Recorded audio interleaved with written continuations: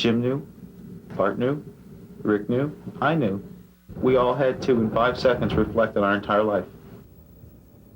Good evening, everyone. I'm Miriam Thomas, and that was my colleague Tony Debo talking about the final frantic seconds helicopter crash that killed 3 members of our news team late last night.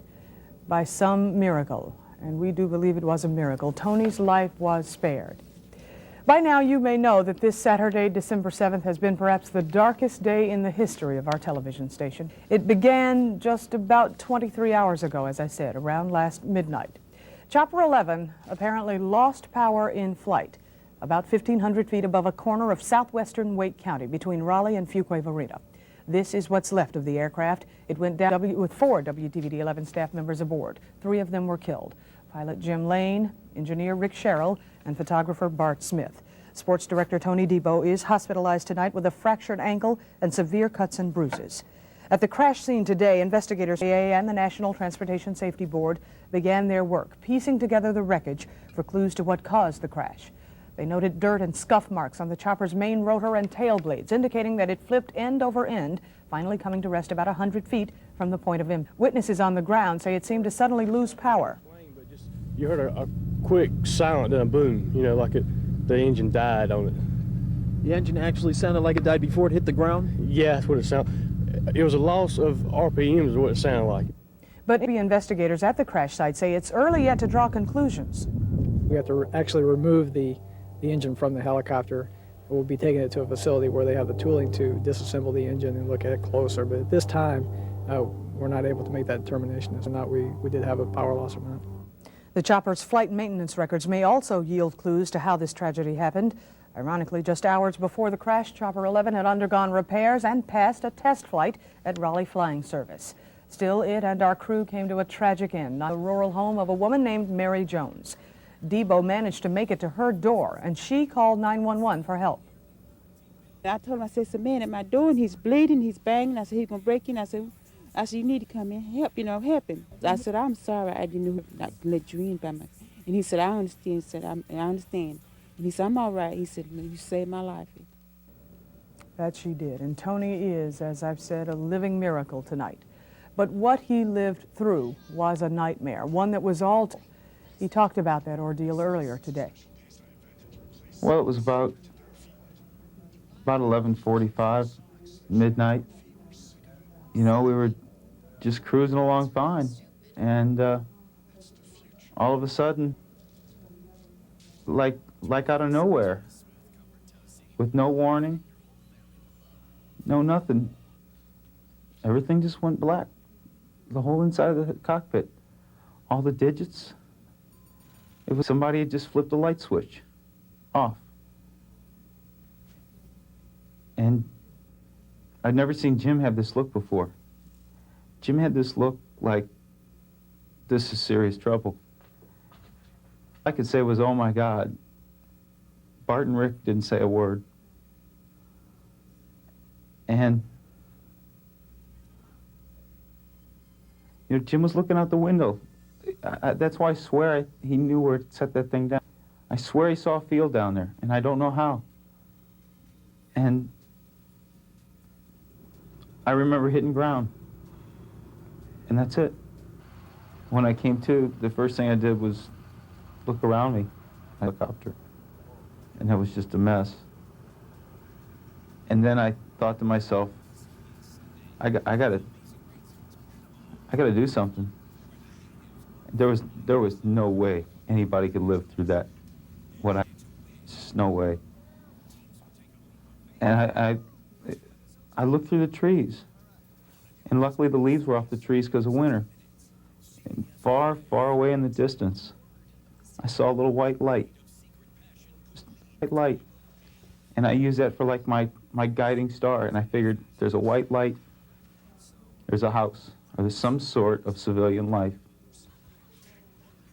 And I followed it. I remember like going with no shoe, few clothes. I could barely walk. But I wasn't going to stop. Just so I lost 3 good friends. I'd been with Jim and Bart for 5 years shooting high school football. This video Bart had shot the whole time we were giving one another high fives because we got everything. He shot everything. And it was another season successfully done. And in 5, it was all gone. And I can't, it's just, I can't understand why I'm here. Why am I alive? It's a question I keep asking myself. I guess it's an answer I'll never know. Maybe there is no explaining what Tony told friends who gathered at his bedside this afternoon about a recurrent nightmare, one he's had since he was a boy. I've always had dreams, and what was funny is I always lived. You know, they'd be like little childhood dreams where I'd drop out of the sky, just like land on my feet and walk away. And it's like it happened. As Tony said, we've all lost 3 good friends. The good news tonight is doctors say he may get to go home tomorrow, and we're all very thankful for that. But our hearts go out tonight to those who were closest to our 3 friends and colleagues who did not survive this tragedy. They were all men who worked behind the scenes.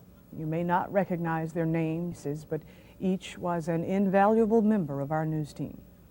And each of us here has spent the long, difficult hours since their deaths remembering all the reasons that they're going to be sorely missed. Our Dave Bullock puts it into some perspective now. Through the Friday night skies for years, a trio of laughing storytellers dipping into high school football stadiums all over the state to do their reports. Sports reporter Tony Debo, photographer Bart Smith, pilot Jim Lane. It was their special thing. And last night, engineer Rick Scheidt to get home a little earlier from Wilmington. It was the last Friday night football of the year. It ended in a heart-grinding crash in a Wake County field. The yellow blankets that we report on so often, this time marked Jim, Bart, and Rick. It went a lot smarter than I to tell us what happened to this helicopter, why it fell out of the sky. But we do know what happened to 3 friends, and our heart hurts.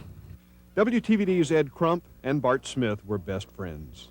He's just the kind of person that I think I would see, and I've told him so on occasion. That Bart lived every day like a 3rd grader on the first day of summer vacation. the guy was larger than life. I mean, at 6'6", he was big anyway, but he was larger than life. And he was like this gentle giant. He was wild at heart that he always made me feel good. Photographer Dave Wertheimer and engineer Rick Sherrill were close. He taught me a lot about life and how to just be happy and to not let things get you down when things are going wrong. Pushing ahead, don't stop for the problems, just keep going. Rick was just about always the life of the party, like the time he came to a Halloween party dressed like a baby, or he and Bart did some fencing with some microphones. And even though he came from up north around the great, Jim Lane was a good old boy. I would thoughtfully remind Jim Lane that he was considerably older than I am. It was 10 days. He would thoughtfully say, "Attaboy, Curly." He loved life. He did not want to give it up right now. He was fun, he was thoughtful, he was kind. None of us had any problems flying with Jim, especially now. Last time I flew with him, he said, "I'm not dying today. I've got to get married." All three were engaged. Jim and Diane were to be married in 3 weeks. Lisa in April. Bart had spent the week shopping for an engagement ring for Karen. We will remember their sharp minds, their big hearts, and their good natures. They were very, very good at what they did. That made them very, very important to your understanding of our news stories. When a youngster wandered away from home and there was fear he would drown in Falls Lake, it was Chopper Jim who flew the search. Okay, I have Eric in my arms at this time. Don Ross' 1988 story was a snapshot of Jim at his best with kids. Do you enjoy flying? I enjoy flying. I love what I do. That's not a machine gun on the front. We don't have any rockets. We go up to about 2 miles in the air. No, we don't do that a lot because I'm afraid of heights. Wherever you saw Ed Crump was most likely behind the camera. Bart was one of the first photographers on the scene of an Amtrak wreck in South Carolina. When I was sent to cover Hurricane Bob this past summer, you wouldn't have known about it if Rick Sherrill had not done his job. He was one of the operators of our satellite. When they call the newsroom roll on Monday, WTVD will be short 3 souls. Bart Smith. You know, I really don't know how I'm going to be able to go back to work without him. It's going to be very, very difficult.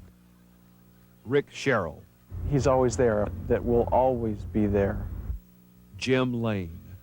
When everything is said and done, there are only a few people that you really say, I'm glad this person touched my life, and I'm glad Jim Lane was my friend. They were more than friends, more than colleagues, brothers and fiancés. We loved them. They loved us back.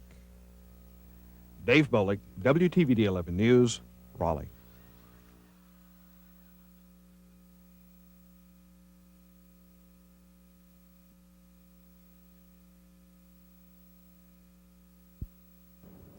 Recapping our top story tonight, tragedy just about 24 hours ago now is really hitting hard here at WTVD 11. As you may know, we lost 3 valued and very much loved colleagues in last night's helicopter crash near Fuquay-Varina. We are going to miss Chopper Jim Lane, the pilot who carried so many news crews to so very many different assignments across the heart of Carolina during the past few years. And Rick Sherrill, who was soft-spoken and even, but always reliable. And Bart Smith, a skilled cameraman and outdoorsman, and a young man who always seemed to bring out the very best in everybody around him. The funeral and memorial services have not yet been planned, are going to be finalized in the next couple of days. You know, in the news business, it's all too often our job to cover tragedy, and sadly, death and destruction become all but routine. But this time, we here at WTVD 11 feel the pain that many of you, and we know that you do, when you lose a loved one, a friend. And our thoughts and our prayers go out to the families of Rick, Bart, and Jim, and to all the people who have known them. They may be gone from us, but they're always going to be. Thank you for being with us tonight. Have a good evening.